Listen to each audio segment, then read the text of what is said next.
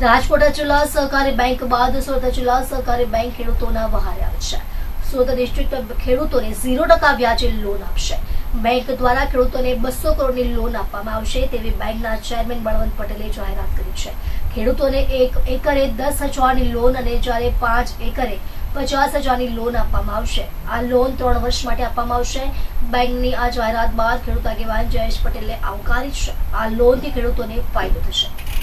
જયેશ દલાલ ખેડૂત આગેવાન સમગ્ર રાજ્યમાં આ વર્ષે અતિવૃષ્ટિ થઈ અને ખાસ કરીને પાછોતરા વરસાદે જ્યારે ખેડૂતોએ કાપડની સિઝન હતી એવા જ સમયે સમગ્ર ગુજરાતમાં જે વરસાદ થયો એને કારણે ગુજરાતના ખેડૂતોને ભારે નુકસાન થયું। સરકારે ટેકો જાહેર કર્યો। 1300 કરોડથી પણ વધારાની રાહતની સરકારે જાહેરાત કરી એટલે સ્વાભાવિક છે ખેડૂતોને એક મોટો ટેકો મળ્યો।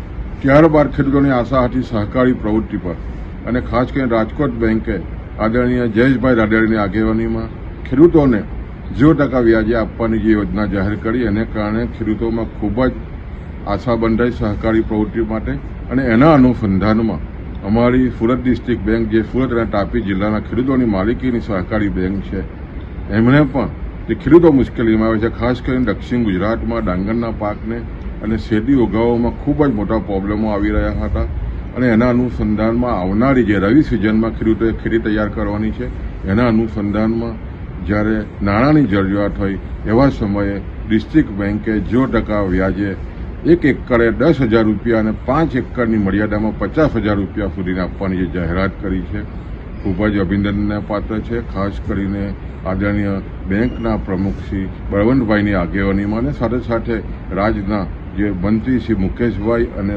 ધારાસભ્ય શ્રી સંદીપભાઈ અને સુમૂલ ડેરીના સભ્ય માનસિંહભાઈ પટેલનો જે ટેકો મળ્યો છે એને કારણે આજે તમામ સુરત અને તાપી જિલ્લાના ખેડૂતો વતી આપનો ખૂબ ખૂબ આભાર માની આ યોજનાને અમે બિરદાવીએ છીએ।